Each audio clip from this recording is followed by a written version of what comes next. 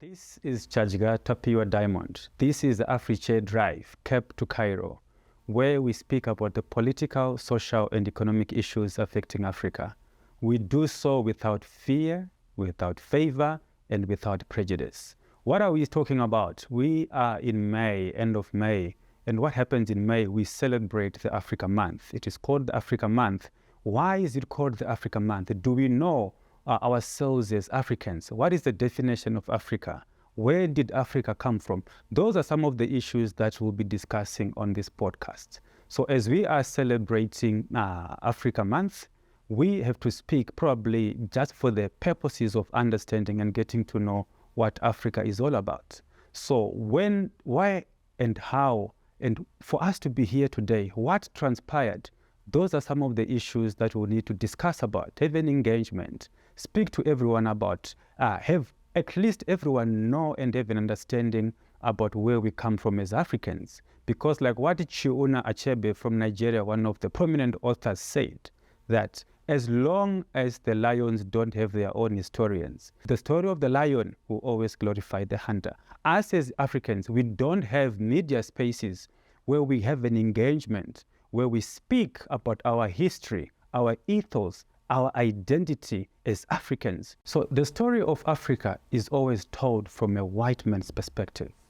The movies that we have seen out there, we have The Machine Gun Preacher as an example, we have Blood Diamond as an example, we have a movie about Shaka as an example. Or in all those movies, Hotel Rwanda, one of the greatest examples, beautiful movie, but what the movie lacks is an African person telling the African story. In those movies, there's always a white messiah. There's always a white person who comes in and be the savior of the day. So that narrative which has been sent to the rest of the world is the narrative that we want to change. The beautiful African stories, we need to speak about those stories on our own as Africans. We need to create platforms where we speak about those stories. We have a rich history of ourselves as Africa that we need to speak about and educate the African children, the African kids, the generation which is there now, because we have a responsibility to tell the stories. You know how they used to do it in the traditional systems where people would sit around the fire with an elder, and the elder will impart knowledge. There'll be that generational consensus, the movement of information from the elders to the younger generation. So we lack that now. But because of technology, that's where now we have these podcasts, where now we speak about the African story. We're celebrating Africa Month, and the African story has to be told. So when we speak about Africa, the question is, where did it all start? Even for us as Africans to be invaded, where did it all start? You know, I know many of us would know a movie where, I think the movie is called Roots, where there was someone called Kunta Kinte. They speak of slave trade. But when we go to school and learn about slave trade, it is to the benefit and it is to the glory of the former colonial masters. But for us as Africans, it is a bad and it is a sad story for us as Africans. So we need to go down to the epicenter. We need to go down and address these issues and discuss to say, when did it all start? Well, the story of Africa started way back in the 14th century. How did it start? It was one of the richest people to ever live in Africa, one of the richest people in the world, Mansa Musa. What did Mansa Musa do? Mansa Musa was a rich person from Mali. He was one of the kings in Mali. He was rich in terms of gold. He had a lot of gold that he had. He was filthy rich. He was your King Solomon. And what happened with Mansa Musa?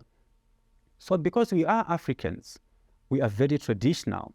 So Mansa Musa is, because he's a Muslim, as he was moving from Mali, going to Egypt, to the Mecca, during pilgrimage, on his way back from the Mecca, he went through Egypt. What did he do when he was in Egypt? He started dishing out gold. You know, he was a great believer of giving gifts.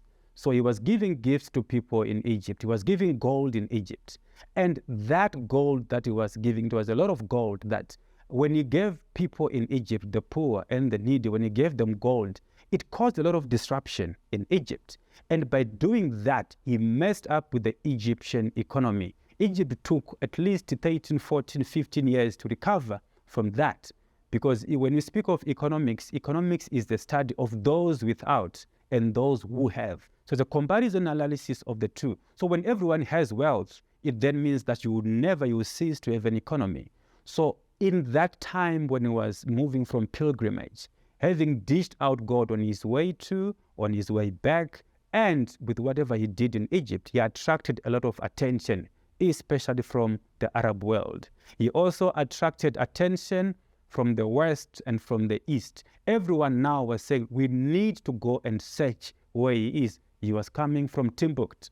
So they looked for him. Spain have got a map where they were drawing to try and locate where he had emanated from. Everyone else, that was the 13th century, 14th century, that was about 1335, 1336, 1337. It was around about that time.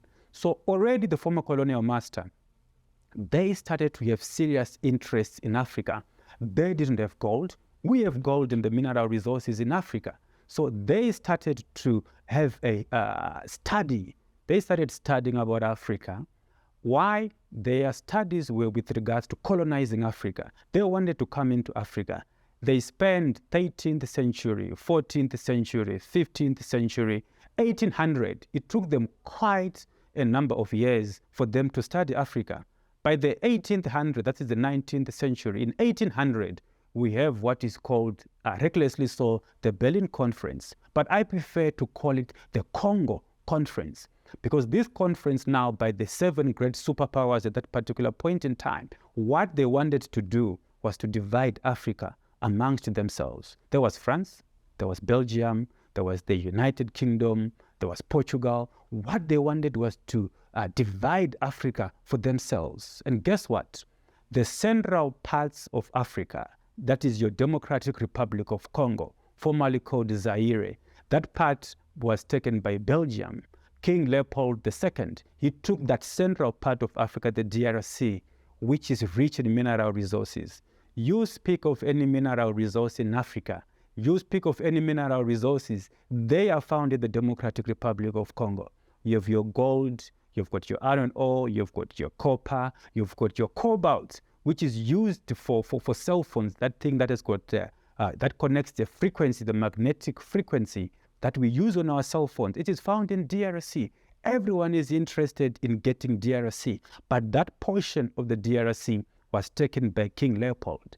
So during that Berlin Conference of 1800, we also call it the Scramble for Africa, where they sat on the table and decide who takes which part of Africa. We are here as Africans, but they are coming to take over. They have invested a lot of time studying and knowing Africa. One of the things they picked up at that particular point in time was to say, Africans are very religious and Africans are very respectful people. That is why they send the missionaries. The missionaries came into Africa. Like what people would say, the missionaries came with the Bible. By the time we opened our eyes after saying amen, our land was taken. That is not too far away from the truth. If we look at the history, if we look at whatever was written, history has no blank pages. Whatever was written on the ground would say the missionaries, their core responsibility was to come into Africa, manipulate the people, and make sure that they tell us, number one, that we should not revenge. That's why when the white settlers came into Africa, they were killing us, they were chopping us, but we would not go and revenge. Why? Because they were hammering this gospel, the gospel of no revenge to us. They would say, no, the riches, you don't have to be rich on earth, you're going to be rich in another dimension in heaven. So what would the impact there? The impact right there would be, we would not so much focus on our own mineral resources, but would ignore what the white colonial master is doing. They say they slap you on one side, you give them the other side of your cheek, So all those things, that gospel of no retaliation, no revenge was preached. And us as Africans, because we're very religious, we took that gospel, we took that as the gospel truth, and we ignored and we let them take our own land. So from the 1800s, they decided to divide Africa. King Leopold II take the central part of Africa, So when he took that part of Africa, serious things were happening to us as Africans. We speak of slave trade. Yes, of course, Mensa Musa benefited heavily from slave trade. That is part of his riches, was involved in slave trade. He was involved in gold. But at that time, coming to 1800s, where there was a lot of people who were killed. Today, people speak about Hitler, and people say Hitler was a person who killed the majority of the people. He is the worst person to have ever lived. He is the worst dictator to have ever lived. But trust me, the amount of Africans, the number of Africans who were killed, who were butchered, and who passed on through and during that time for the scramble of Africa and their passage from Africa into Europe, it's serious numbers. It's millions of Africans who were killed. So if we compare the Africans who were killed during that time, during that particular point in time, the scramble for Africa in the 1800s, coming into the 20th century, it is a lot of Africans. But because this does not benefit the Europeans, so they never speak or address those issues to say there were a lot of Africans which were killed. When we read about the history, we're only told Hitler was the worst leader. He killed more people, but actually it's not Hitler. King Leopold II, he killed a lot of people in Africa. And during slave trade, a lot of Africans were killed. So the scramble for Africa and the slave trade, those two incidences resulted in a lot of people being killed in Africa as compared to what Hitler does. But obviously, the Europeans, they will never tell us. That is part of the history that they don't want to speak about. The responsibility belongs to us as Africans to have awareness campaigns to speak about that. Well, fair and fine, we have the Berlin Conference. They've taken over Africa. We are being taken and shipped out of Africa. They're taking our mineral resources. They've taken the fertile land from us. They've taken our fattened cows, fattened goats, fattened horses, all the animals, they've taken it from us. They've taken the land. They've even taken the women from us as Africans as well. They took everything from us, that is the Europeans. So when that happens now, it relegated us as Africans to the level of Stone Age scavengers. We became second-class citizens in our own motherland. We were enslaved in our own Africa. We were enslaved in our own motherland. There were rules and regulations. They divided us. They conquered us. They were ruling us through divide and conquer. They divided us in accordance to color. They divided us in accordance to our skin tone. They divided us in accordance to the hair color. They divided us in terms of how big or how small your nose was. They found all reasons to divide us as Africans. And as a result, that is why you see now these different countries. But as an example, if you look at the map of South Africa, because as Africans, we are nomad. We're moving from one place to the other without boundaries. There would be a king here. We have kings this side and a king that side. Because we were living in that community as Africans, having a borderless Africa. Now when the former colonial master, the Europeans, when they came in, they then started using borders because they had taken Africa for themselves. They created borders. On those borders now, that's why you'd find out that on one part of another nation, there are people who are speaking the same language as people who were in another nation. It is primarily because they just came and divided the African map just for themselves. So we worked in those borders. We act and we moved within that limited time. Limited time, limited space. We don't have any rights. We are abused in Africa. And what happened from the 1800 scramble for Africa, from that time up until 1900, 1920, 1940, 1950, the African child was suffering. The way there was no governance and democracy and human rights, the former colonial master did not respect human rights. Us as Africans, we were relegated, we were butchered, we were tortured, we were killed. It took us to go into 1963. What happened in 1963 was that because Africa was so heavily colonized, we then had these African leaders having conversations behind closed doors, having cross and interpollination of ideas. And what transpired in 1963 is marvelous. It is what led to a new Africa in 1963. What happened was that we had the formation of the OAU, the Organization of African Unity. We know it started on the 1st of May. They sat, they discussed about Africa. The 25th of May, where we had 32 African countries coming to the table and deciding to say, look, we as Africans, we need to join hands together. We need to be a community. We need to take back what belongs to us. That was in 1963. That is why in May we celebrate Africa Day. Unfortunately, not many African nations celebrate Africa Day. Unfortunately, we don't give enough respect to the Africa Day. But that is where we had a rebirth of Africa. Yes, we know when we speak of the cradle of mankind, when we speak of the evolution of mankind, that the evolution of mankind, even in accordance to Charles Darwin, that the first human bones, the first human remains were found in Africa. We speak of the Olduvai Gorge in Tanzania. That is where it all started. Yes, we also speak to the cradle, the human cradle here in the Randfontein here in South Africa, in Gauteng. We speak of that as well. So the first man, the Homo sapiens, sapien, it all started in Africa. Africa is rich in terms of history. That is where it all started. So we are now in 1963.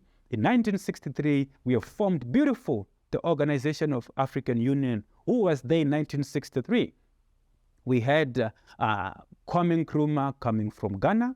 We had Haile Selassie from Ethiopia. They sat in Ethiopia, in Addis Ababa. That is why even now, the headquarters of the African Union are found in Ethiopia, because that is where the history of Africa started. That is where New Africa started. When they sat in May and agreed on the 25th of May, they sat in Ethiopia under the tutelage of Haile Selassie. So when these African presidents, these African leaders, Kwame Nkrumahs, they were there. When they sat, the idea was to build a new Africa.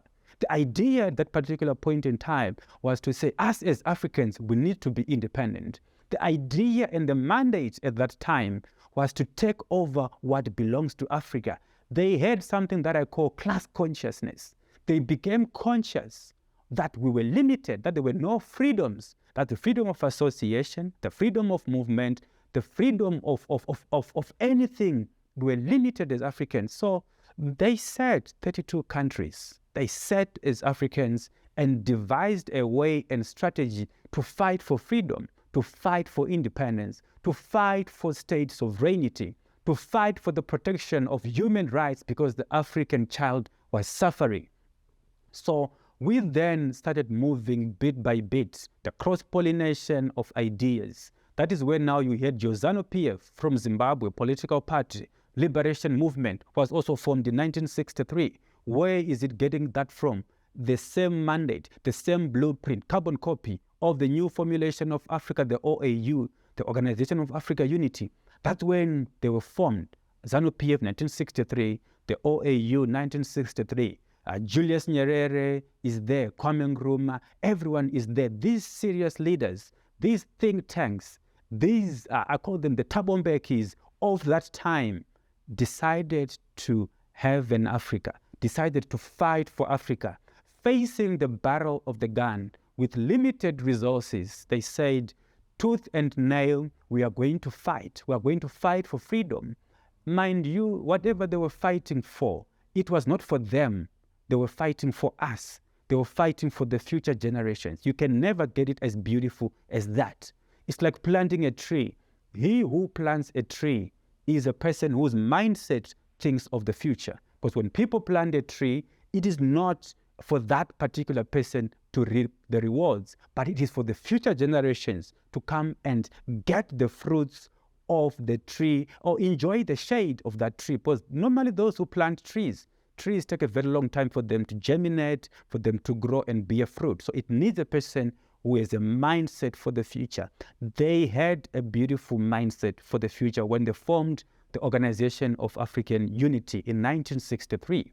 So the liberation movements, cross-pollination of ideas. You have a person from ZANU-PF going to work with SWAPO. ZANU-PF was Rhodesia at that particular point in time, going to work with SWAPO in Namibia. You have a person coming from Ghana, through what we called exile, coming from Ghana, coming to work in South Africa. Robert Mugabe from Zimbabwe went to get his education in Ghana. He became a teacher. He qualified at those universities. So there was a cross-pollination of ideas. But those ideas were coming from stone throwers. These revolutionary leaders, they went to the forefront and said, we are going to make sure that we liberate Africa from Cape to Cairo, from Morocco to Madagascar.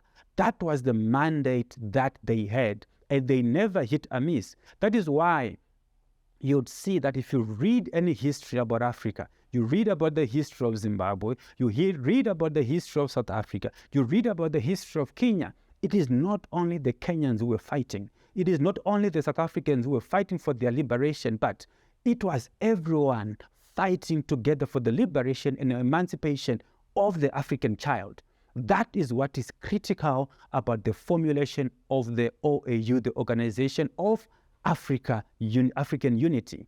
It was to say we are going to be united as Africans. We are going to fight together as Africans for the total emancipation of the African child. But the mandate and stumbling block at that particular point in time was to say there's a former colonial master, there is someone who has invaded us as Africans. What do we need to do for us to take over Africa? We need to work together. We cannot isolate Malawi, Southern Rhodesia, Northern Rhodesia. For them to work on their own, we need to go and assist. We need to go and join hands and fight together as Africans. These leaders were not selfish.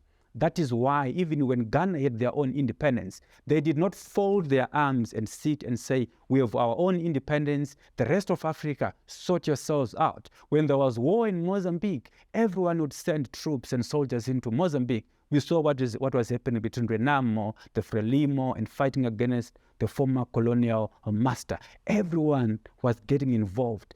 Africa became a communal system. It became a plate. You know how we eat, how we used to eat food before we came into town, before the introduction of the fork and knife. At home, this tradition was mostly at our grandmother's house, where pap is put in one plate or rice is put in one plate. And meat is also put in one plate, and everyone eats from the same plate, from the same pot, and everyone would have enough. That is the culture. That is the ethos. That is the epicenter of where us as Africans are built from. That is why it was so easy for the people, the presidents, the African leaders who formed the Organization of African Unity, for them to sit on the same table and have one goal, one mandate, which was to liberate Africa, because Africa was so rich, but yet the African child was suffering. The African child, the owner of the resources in Africa, was stealing the land instead of living like a king. We were living as second-class citizens in our motherland. So that then led to a lot of leaders sitting together and fighting for Africa, with the liberation movements which started fighting for the liberation and emancipation of Africa. Up until to see how this thing was well chronologically organized, it was a well-oiled machine that even when at the demise of Kwame Nkrumah, at the demise of Haile Selassie, the project still continued because the African child was conscious of the reasons why we had formed the OAU. The mandate continued for a very long period of time, 1963 coming to 2002. When the last African child was born, that is when things changed. Obviously, when a new baby is born, you don't just wean the baby at that particular point in time. You need about 5, 6, 7 years. Normally, when the child is going to school, grade 1, the child is able to cater for themselves. The child is able to bath for himself or herself. So the last born for Africa is South Africa. It's not by coincidence. It is by divine design. So that is why in 2002, South Africa had attained its independence in 1994. 6, 7 years down the line, the leaders came back again through Thabo Mbeki. There was Thabo Mbeki at that particular point in time in 2002. Who else was there? Major General Colonel Muammar Gaddafi was there. Brains from Nigeria, Olusegun Obasanjo was there. They sat and thought, they went through, they had interwoven ideas, came to Cairo the very same way that we had the mandate to liberate Africa. Come 2002, Africa, the OAU, the Organization of African Unity, was transformed and changed to African Union. Why? What was the reason? Why did they have to change? Because every other African country had at that time seen and attained independence from the former colonial master. Now we're speaking of state sovereignty. We were now speaking of independent states. So at that time now, where we had all the countries now representing themselves, it became clear, it became critical for the African leaders to be on their own. It became clear and critical to say, from wherever we are now, let us have a different direction. Because in 1963, the mandate that we had in 1963 was the stone-throwing mandate. The mandate that we had was to liberate Africa, was for us as Africans to lead ourselves. So we had attained that independence. In South Africa, everyone had finally, collectively, so to say, made sure that South Africa attains its independence. When South Africa attained its independence, that is when now, 6-7 years down the line, we then had the formation of the African Union in 2002. So when coming from 1963, different mandates, come to 2002, after the last born of Africa was born, we then had the African Union. But you know what? Let's wait and come back again on the next time, the next episode. Stay tuned for the next episode, where we speak about the reasons why we had the African Union, the goals that we attained for the OAU, and why it was so critical and important to go and form the African Union. Thank you for joining. And please stay tuned for the next episode, where we speak about the political, social, and economic issues affecting Africa. This is Chajgata Pure Diamond, Africhair Drive, Cape to Cairo, the platform where we speak about the political, social, and economic issues affecting Africa. Who is Africa? It's you and I. The rest of the world needs Africa. Africa doesn't need anyone. Asante sana.